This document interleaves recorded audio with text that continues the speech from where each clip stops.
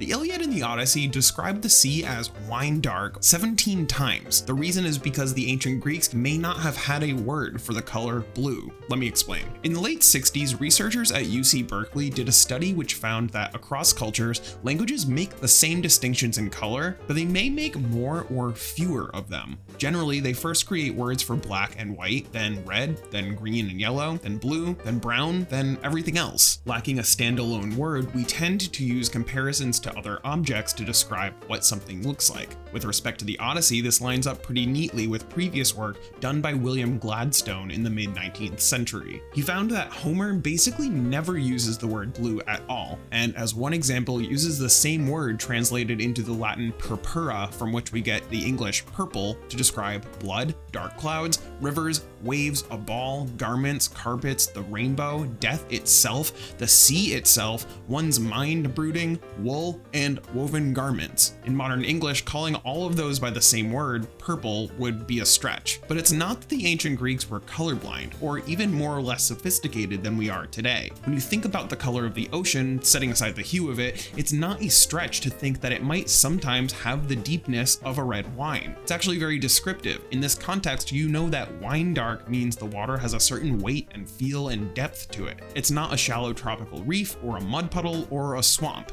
By not going to or even having a descriptor for the hue to work with, the author is forced to make a comparison that's actually more to the point than what he might otherwise have said.